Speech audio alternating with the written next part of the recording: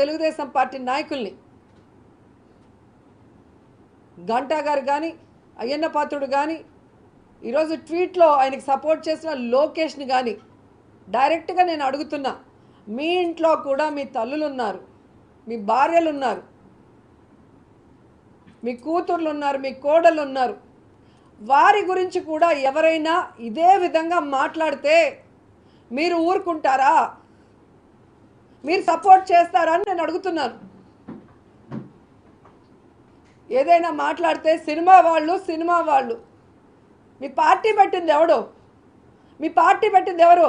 మా ఎన్టీఆర్ గారు. ఆ ఎన్టీఆర్ గారు పెట్టిన పార్టీలో ఉంటూ సినిమా వాళ్ళని చులకనగా మాట్లాడటం ఈరోజు కాదు. నేను అపోజిషన్లో లీడర్గా ఉన్నప్పటి నుంచి అసెంబ్లీలో బయట ఏ విధంగా మీరు హెరాస్ చేశారు, నా క్యారెక్టర్ని ఏ విధంగా నీచంగా మాట్లాడారో ఈ రాష్ట్ర ప్రజలందరూ కూడా గమనిస్తున్నారు. ఈరోజు ఓపిక్గా ఉంటుంటే రోజు రోజుకి శృతి మించిపోతుంది. మీ ఇంట్లో ఉన్న ఆడవాళ్ళు మాత్రమే ఆడోళ్ళ? వైఎస్ఆర్ కాంగ్రెస్ పార్టీలో ఉన్న ఆడోళ్ళు కాదా? మాకు మనసు లేదు, మాకు ఫ్యామిలీ లేదు, మాకు పిల్లలు లేరా? మీరు ఏది మాట్లాడినా అందరూ అడ్జస్ట్ అయ్యి ముందుకు వెళ్ళిపోవాలా? ఏం మాట్లాడుతున్నావు? ఈ బండారు సత్యనారాయణ మూర్తి భార్యను అడుగుతున్నా డైరెక్ట్గా, ఏ రోజైతే నీ మొగుడు ఇలా మాట్లాడాడని తెలిసిందో చెప్పు తీసుకొని నువ్వు కొట్టుంటే మళ్ళీ ఇంకొకసారి నీ మొగుడు ఇలాంటి మాటలు మాట్లాడు. ఆయన కూతురుంది, ఆయన కోడలుంది, వాళ్ళిద్దరు కనుక ఇలా ఒక ఆడదాన్ని నువ్వు మాట్లాడితే రేపు తిరిగి వాళ్ళు మమ్మల్ని మాట్లాడితే మా పరిస్థితి ఏంటి అని లాగి పెట్టి వాళ్ళ నాన్న చెంప పగలగొట్టుంటే మళ్ళీ ఇలాంటి ఆలోచన ఆయనకి రాదు. అసలు ఆయన మాట్లాడిన మాటలు చూస్తుంటే చెప్పాలంటే కూడా అసహ్యం వేస్తుంది. ఒకసారి మీరే వినండి.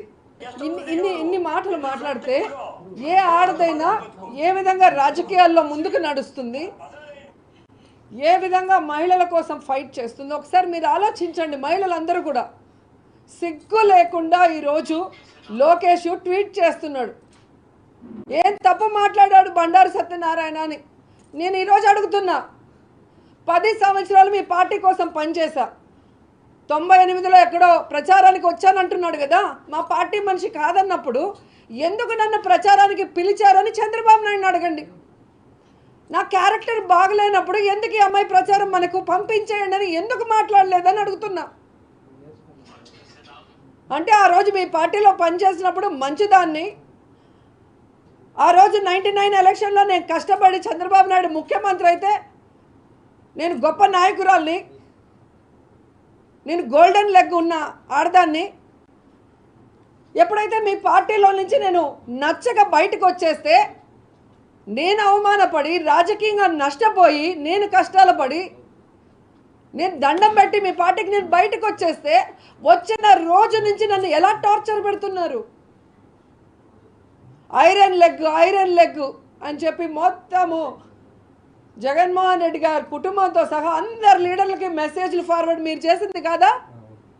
అవేమీ పట్టించుకోకుండా జగన్మోహన్ రెడ్డి గారు విజయమ్మ నన్ను కన్న కూతురులాగా జగనన్న సొంత చెల్లెల్లాగా నన్ను ఆశీర్వదించి నన్ను రాజకీయాల్లో ముందుకు నడిపిస్తుంటే ఏ విధంగా అపోజిషన్ ఎమ్మెల్యేగా నేను అడుగు పెడితే ఎమ్మెల్యే అయ్యి లోపలికి అడుగుపెట్టిన రోజు నుంచి నువ్వు బ్లూ ఫిలిం చేసావు నీ క్యారెక్టర్ ఇదే అని చెప్పి ఏ విధంగా ఎస్సీ మహిళలతో అసెంబ్లీ ఆవరణలోనే సీడీలు చూపించిన మీరు ఎందుకు పబ్లిక్గా ఇవ్వరు?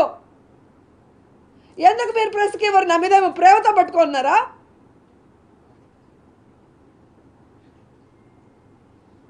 ఈరోజు సుప్రీంకోర్టులే ఆర్డర్ ఇచ్చినాయి ఆడదానికి నచ్చినట్టు బతకమని. మీరెవరు అడగటానికి అంటున్నా.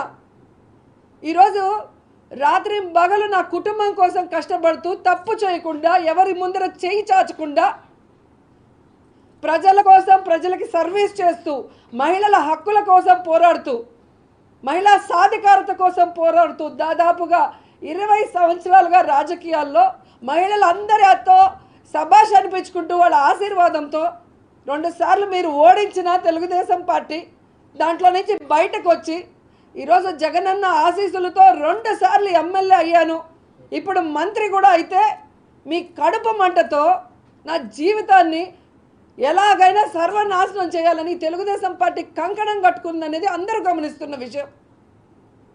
నేను సూటిగా ఈరోజు అడుగుతున్నా తెలుగుదేశం పార్టీని, మీ పార్టీ కోసం ప్రచారం చేసిన సినిమా ఆర్టిస్టులందరినీ కూడా ఇలాగే మాట్లాడతారా? రికార్డింగ్ డ్యాన్సులు చేసుకునే వాళ్ళు, బ్లూ ఫిల్మ్లో యాక్ట్ చేసేవాళ్ళు, లాడ్జిల్లో పనుకునే వాళ్ళని. ఈరోజు మీ పార్టీలో ఎన్టీఆర్ గారు స్థాపించిన పార్టీ అనే జయసుధ గారైనా, జయప్రద గారైనా, శారద గారైనా, దివ్యవాణి అయినా, కవిత అయినా ఎవరైనా కూడా వచ్చారు. కానీ మీరు చేస్తున్న అసహ్యమైన పనులు, మహిళల్ని ఎంత చీపుగా ఒక ఆట వస్తువుగా చూసే మీ విధానం, మహిళల్ని ఏ విధంగా ప్రచారానికి వాడుకొని ఆ తర్వాత వాళ్ళు రాజకీయంగా ఎదగాలంటే వాళ్ళని తొక్కేసే విధానం చూసి అందరూ బయటికి వెళ్ళిపోతున్నారు. ఎందుకు ఈరోజు ఒక్కరు కూడా మీ పార్టీలో మహిళలు లేకుండా వెళ్ళిపోతున్నారో ఒకసారి మీ మనస్సాక్షిని అడిగితే మీకే అర్థమవుతుంది.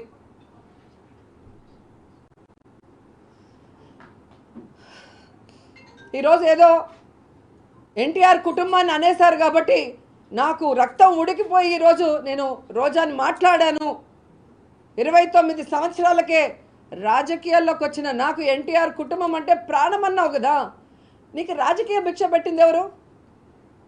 ఎన్టీ రామారావు కాదా? అదే ఎన్టీ రామారావు మీద చెప్పులేసిన చంద్రబాబు నాయుడుకి ఎందుకు సపోర్ట్ చేసావు? ఆయన పార్టీని లాక్కున్న చంద్రబాబు నాయుడుకి ఎందుకు సపోర్ట్ చేసావు? ఆయన్ని వెన్నుపోటు పొడిచిన చంద్రబాబు నాయుడుకి ఎందుకు సపోర్ట్ చేసావు? ఆయన చావుకు కారణమైన చంద్రబాబు నాయుడు కాళ్ళు ఎందుకు నొక్కుతున్నావు అని అడుగుతున్నా. ఆ రోజు చూపించాల్సింది నీ పౌరుషం,